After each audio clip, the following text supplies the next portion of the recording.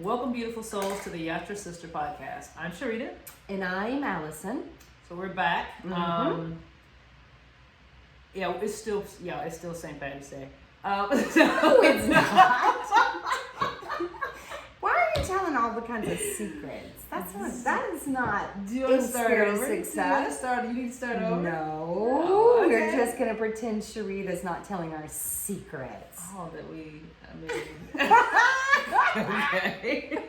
Sometimes we have to record multiple in a day and we do wardrobe changes. But Yeah. Sharita should be telling that. What's my the point of bad. the wardrobe My bad. change if we tell about it? I don't either. Okay, all right. Oh my It's goodness. important. I mean, it gives everyone That we're something different authentic? that gives everyone something different to look at. Oh my goodness. Yeah. Okay. She's so silly. So, Okay. yeah. So that's what we're talking about. Secrets to success. I thought you were gonna say silly. What? She's just silly. Oh, we're gonna talk about silliness. No, we are. We're gonna talk about. You know what? Secrets to success. Sometimes it requires silliness. I'm not gonna lie. I think so. Yeah. That's part of one of my secrets to success. And it's not a secret. It's silly. Oh, okay. All right. And I just like silliness. Yeah, silliness is good. It's I good think medicine. so. It's good medicine. I love laughter. I love humor. It's important. Mm-hmm. It's very important. I'm worried about you as a human being to be in my life if you lack humor. Oh man. Mm-hmm. Yeah, I don't. Yeah, I might have a couple friends that don't have humor. But it's Yeah. I'm just Yeah. gonna leave it at that. No, I do too. Just gonna I'm leave going to it leave it at at that, but I do too. Yes, but I prefer mine with humor. Oh my gosh. Yes. Yeah. That's how we connect. Yes, absolutely. All right, so we're going to be talking about success. Yeah. How to be successful. What are some secrets to success? And keep in mind, neither one of us are claiming to be the motivators of making you successful in all aspects of your life. Because success, first and foremost, that we're going to talk about, success is personal. What you view as success. Even something that I might view as success for myself, I'm not always achieving it. So this is just an open discussion. Sharita and I are not saying we are the poster children to hang up with Yes, the we word are. success No, we're not. underneath it. Girl, We look at are? us. Look at us. Okay. Look at us. Okay, well, you can hang Sharita up with success underneath her name. Bam. There you go. Word. I would like you to write my picture with semi-successful under it. I feel more comfortable with that. It's less pressure. Okay. Okay. All right. So, yes, as Allison said, success is a personal thing. It really is. And I really had to learn a couple things about success. Mhm. I had to learn that when you're younger, success and success goals look a lot different than after life has whooped your ass and made you humble and realize that there's a certain way this thing goes down. Oh, well, Um, I've talked about that. I think we had a podcast on it. When you're younger, you have what's called performance motivation. Yeah. When you're Yeah. older, you have maintenance motivation, Yeah. which is very different. So, yes, Yes. when you're younger, success has to be a little bit more tangible and measurable just because it needs to be. I mean, you have to be able to say, yes, I peed and pooped in the toilet, look, flush. Yes, I can carry this plate across. Yes, these are my marks to say that I know how to read. Yes, these are my marks to say I have enough credits to get into college. I mean, it just is. It is what it is. There's a lot more measurements when you're younger to actually help you gauge your success. I was actually talking about more like I'm going to be a millionaire. Oh, you're talking about the dreams Yeah. of when you were younger, Yeah. what you defined as success. Correct. Yeah. Oh, sorry, I took that train and ran it a whole other different track. I see what Yeah. you're saying. So when I was younger, Mhm. what I said my definition of a successful person was versus me being older and what I define as a successful person is different. Yeah. It's totally different. Yes. And so I had to learn to reshape those Mm-hmm. in parallel to as my life was moving forward. So, for instance, when I was younger, I wanted to be, I think, an attorney. Mm-hmm. Mm-hmm. And then that requires college. Mm-hmm. It requires you not getting pregnant in high school. Mm. And so those things had to shift. And then I enjoyed writing, and I wanted to go to film school, and that was very difficult to do when you had 3 kids and you were going through a divorce and you had to move back to your hometown and your dad was dying from lung cancer. So I had to learn how to shift what success looked like for me. So in that moment, success was go to school and get a degree in IT because it would allow you quickly, an accelerated program, it will allow you to be able to start making money in a field and build a career where you can introduce your sons to things that's going to help them later on in life. So that was like a huge shift from wanting to go to film school and become an attorney, and then you keep moving forward, and it's like, I mean, it felt good to have a 9-to-5 job. It felt good to know you had a solid paycheck coming in. It felt good to know you had benefits to take care of your kids. That's totally different from you being a millionaire out here jet setting, having a good time, and having a career that was just fun and flashy. So success to me were things that change as your life changed, right? And it's not that I still don't want to be a millionaire. I think that would be great. And I'm actually in a position now, it's crazy, at 51, closer to possibly making that happen than I was 25 years ago. So success changes often, and we should be okay with allowing that to change. And like as Allison was even saying earlier, tying that in, and allowing it to change in ways that there are measurable things that we can do, that we can celebrate along the way and see our growth, because that's what keeps us moving forward. Oh, I mean, definitely. My success has changed, like with you. And I think it has to do with one word, fulfillment. I think if you can tie success and replace it with fulfillment, what fulfills you the most? What grants you that deep motivation the most? What at the end of the day, when you put your head down on the pillow, are you most proud of? And you say, gosh, that really fulfilled me today. I think that's a definite way to equal success easier. Yeah. When I was younger, yes, being able to get raises and money, that was at the time fulfilling. I needed it. Absolutely. I did. I don't want to discount that. I wanted to buy a house. I wanted to be able to buy my first car. These were things that were important to me. As time progressed, I walked away from an extremely well-paying job, very well-paying, because it didn't provide me fulfillment anymore. I could have kept going because society said that was a measurement of success, but I wasn't leaving at the end of the day feeling fulfilled. Right. I wasn't feeling good. I didn't have the worth. I wasn't proud of that moment that day. So I knew it was time to change. And then I did something differently for 17 years. Up until the last 2, there was always a feeling of fulfillment, a feeling of worth, a feeling of happiness. I'm not saying happiness like we're always happy, because that's bullshit. We're not. But just knowing I'm in the right place of where I need to be for a fulfillment. And when that stopped creating fulfillment, I'm like, ooh, it's time to change again. Right.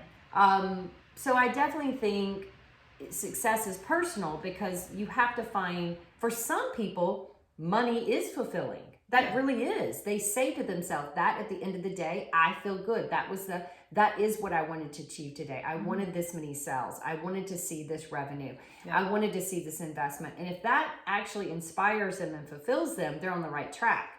For me, I want to know that I touched somebody's life. I help somebody emotionally. I help somebody spiritually. That touches me much deeper than the finances that come with it. Not saying I don't want the finances. I'm just saying which piece of it fulfilled me the most.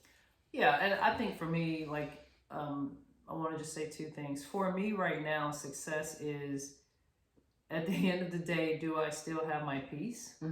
And do I still have my joy? Like you all understand, that is so important to me, that it wasn't that I didn't allow it to be snatched away, or that I didn't allow a situation to come up, and not the situation itself, but how I handled it is what allowed my joy and my peace to leave. I'm not willing to do that. I would fight for those things. That's so, to me, at this point in my life, at the end of the day, when I look over the course of what happened during the day, if I can still say I have those 2 things, to me, that's very successful to me. The second part I want to talk about was about success is the quickest way to derail your success is to look at the person to the left of you or the right of you and try to compare yours to theirs. I don't care if it even looks similar. It's not the same. Keep your eyes on your own sheet of paper. Yes. Your own sheet of paper. Yes, it will derail. It will so fuck your mind up quickly in so many ways, and it's hard to get that back.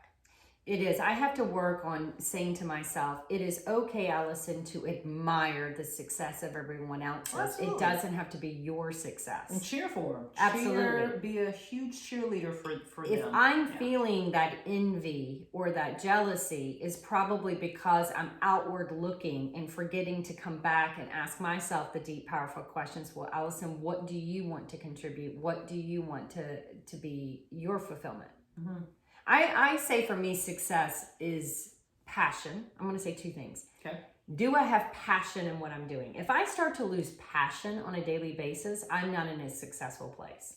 So I have to ask myself, what is doling out my passion? Is it in my environment? Is it my diet? Is it my rest? Is it my energy level? Is it the people I'm surrounding myself? So I always kind of look at the word passion to help me. Okay. If I'm not feeling passionate about something, I'm not on the right track of something feeling successful. However, I'm going to flip that coin over and say something really opposite of that. As I flip that coin over, I can't expect everything to have passion either. That's foolish. Just like saying the dinner that I eat is going to be so amazing, but the cleaning of the kitchen may not. Right? And I think I went a long time in my life wanting all of my aspects of my life to look successful. Every single piece of them. I needed a successful marriage. I needed a successful career. I needed to be a successful parent. I needed to be successful in my health. I needed to be successful in my body image. And I wanted all of it to create this passion and this look of success. And that's completely foolish and incapable of being able to do. So some of my areas, I'm starting to allow myself to say, success is a combination. Not all of these entities need to be at their highest level. It is okay, Allison, if things take turn in life. And then it doesn't mean this one thing is not successful if it's not driving all of your passion. It just may be that has to be done. That's the cleaning of the kitchen in order for you to have this beautiful dinner you cooked. So I'm teaching myself that success may not be an all or nothing thing, like all of my pieces, meaning you may have a job. I love when you said work and job. Maybe it's not what my passion of what I want to do. Maybe I'm an artist at heart, but I have to have a job. Yes. Okay, so at least I've said that's a job. Let me just be successful at it as being my job, not the measurement of my success. So I have a job, but I have my fulfillment on these other hours. Right. Or maybe it's I've been married 25 years. I'm not going to say this is the greatest passionate thing ever. No, it's a 25-year relationship. It's the cleaning of the kitchen. It's the stability. Maybe that's over here. And I have to have success and passion in this arena for this period of my life. So I definitely think focusing on the passion, but not expecting everything to give you passion. Absolutely. That's very true. I was just sitting here processing what you were saying as you were saying it. Passion is one of those words that is very tricky too.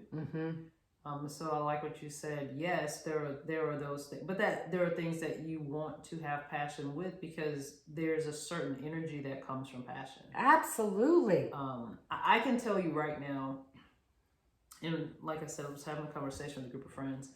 I am so fulfilled. And you mentioned passion fulfillment. I am so fulfilled in my current life, in what I'm doing, in who I'm doing it with, and how I'm doing it, that I'm not out here looking for a relationship, a sexual or intimate relationship, because of the fulfillment of my life in totality.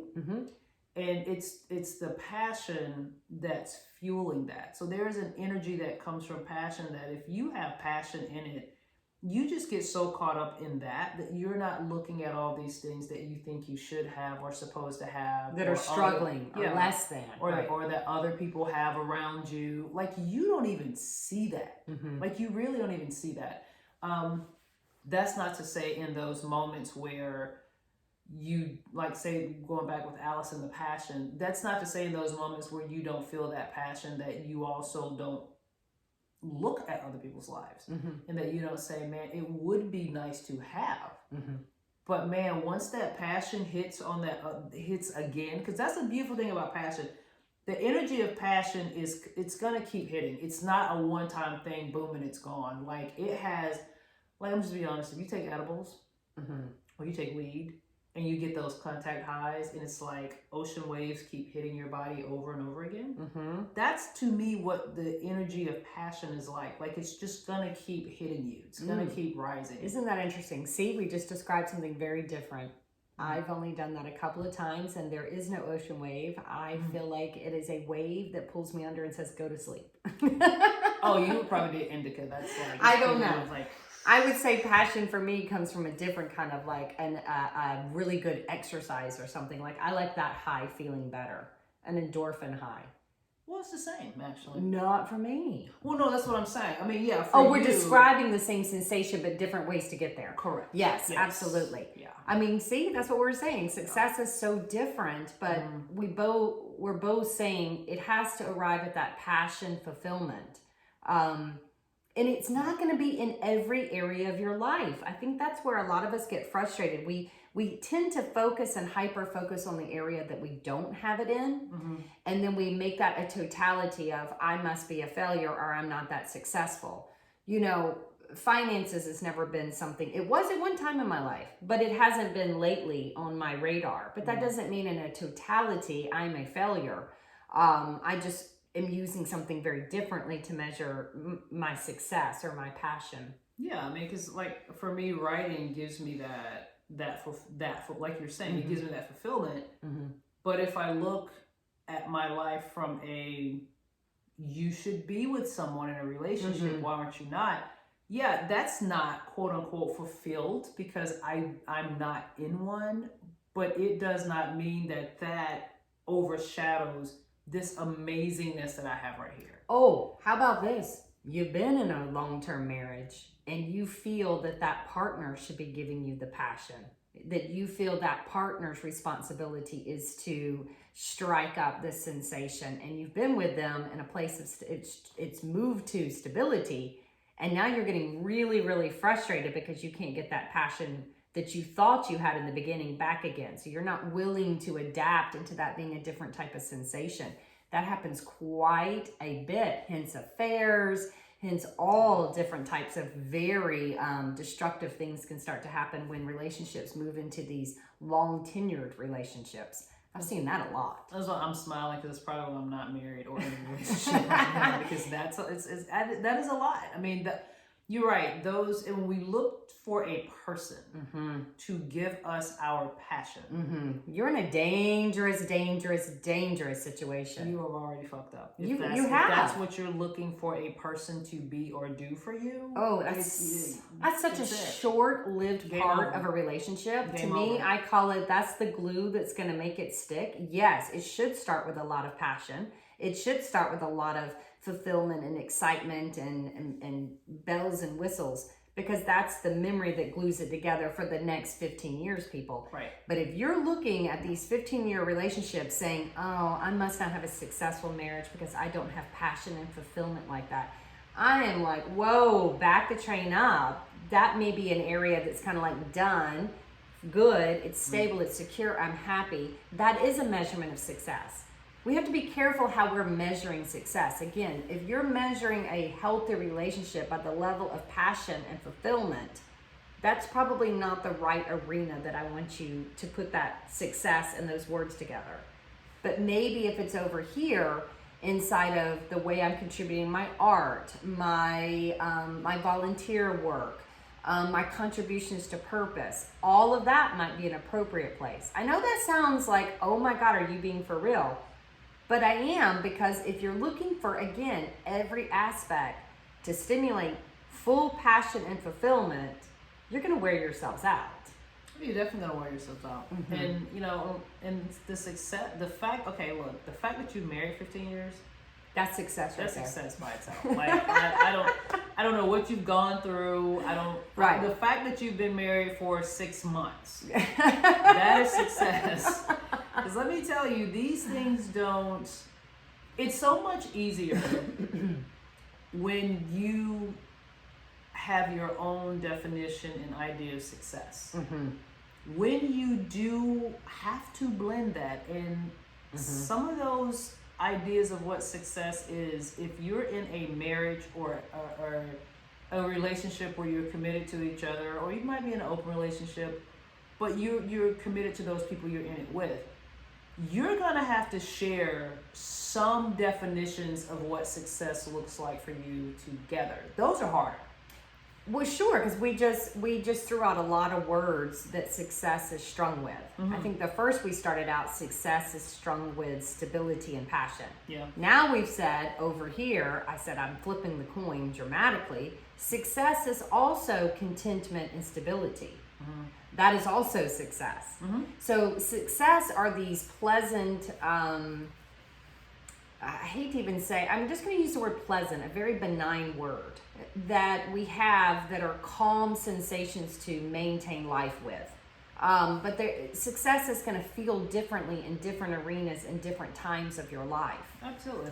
Yeah. If you're saying I feel these very unpleasant terms, then that is probably saying I've got to make some shifts because I'm not utilizing the best of myself. This isn't the most successful I can be if it's tied with unpleasant words all the time. Then I wouldn't say you're unsuccessful, but the object or the event you're in or the relationship you're in isn't very successful if it's stimulating unpleasant vocabulary terms. Yeah, I think unsuccessful is, I don't even think that word should exist, to be honest with you. I mean, the thing is, if you're setting out to achieve this certain success, and if you don't achieve that very thing, like Allison was saying, it does not mean that you are not successful. It means that you didn't quite get there.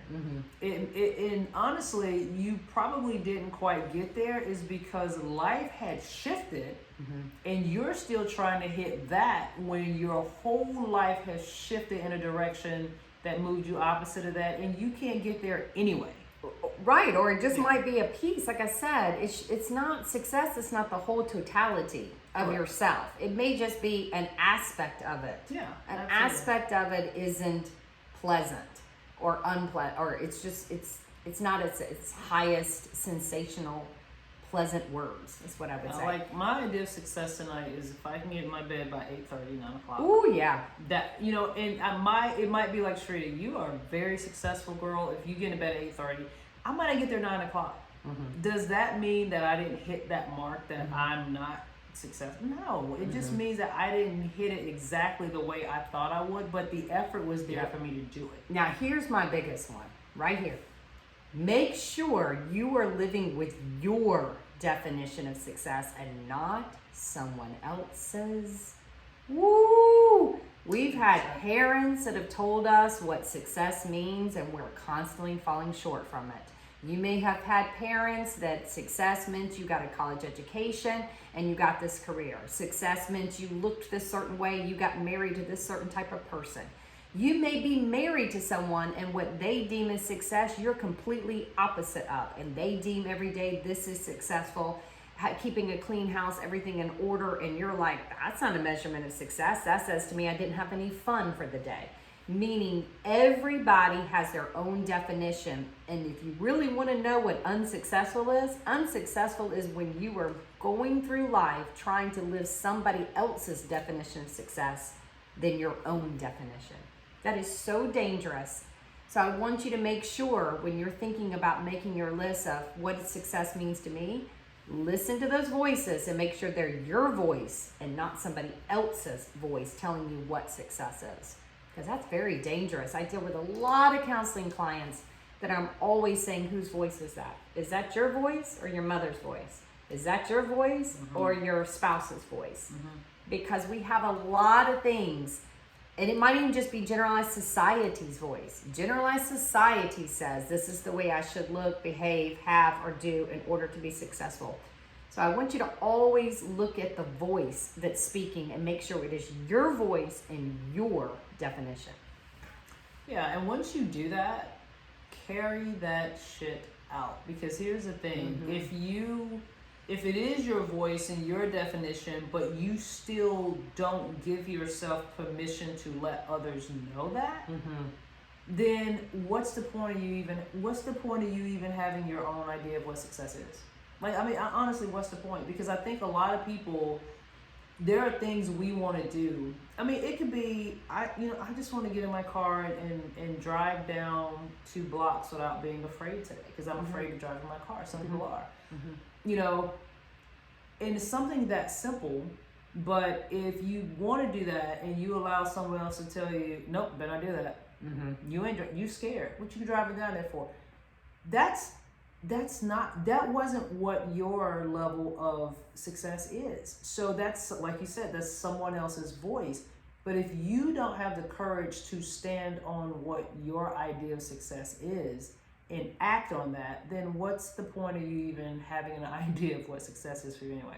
You know what I'm saying? I mean, yeah. I mean, I have so many things in my head that I know are not there of my own making that I have to stop and say, that's not even really how I think or feel. Correct. Goodness gracious, where did that come from? I just panicked and started to believe somebody else's measurement of success. Yes. And I have gotten on that train and I have now driven 3 states over and I have shamed myself, panicked myself, freaked myself out because I wasn't even listening to my own definition.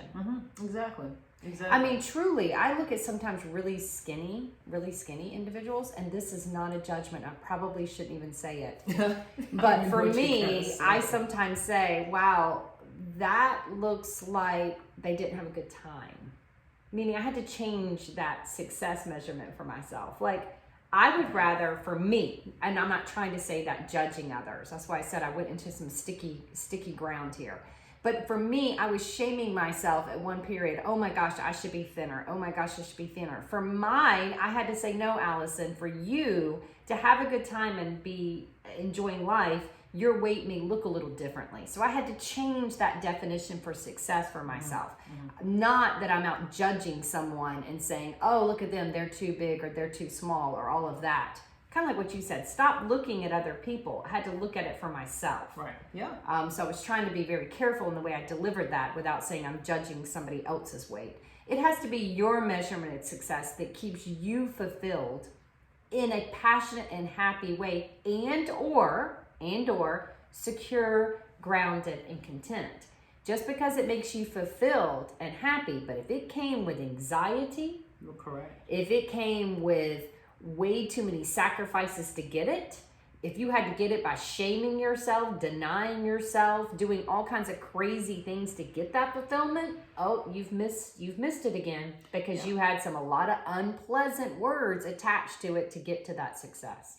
I mean, absolutely. And that's why for me, I always say, I go back for me, because I've been working to simplify over the years. For me, if I can still maintain my joy and my peace at the end of the day, then I know I was successful. That could be just me getting up and sitting outside and playing with my grandkids and cooking dinner. And that's success for me if I go to bed just having done those things all day and I have peace and joy. Like Allison said, if there's anxiety attached to it, even if I hit the mark and I hit it with a bunch of anxiety attached to it, bad anxiety, not good anxiety. We all have anxiety, everybody. So let's all accept that. Everybody's got anxiety. Anytime we do something that comes out of our norm, there is such thing as good anxiety. But if there's bad anxiety, and you know it was bad anxiety, it required a lot of unpleasant words to get you there, then no, that's not a healthy measurement of success. No, I don't think it is. So if it's going to take away from you in any way, it's hard for me to see something being successful from you. If it's going to take away anything positive or pleasant from you, I don't see that as being success. Yeah. So okay. Well, we talked a lot there. We really did. Yeah, I think you could hang a poster of yourself with the word success under it. Yeah, There absolutely. you go. Yeah. All right. Well, goodness, I guess to that we can say We say amen. amen.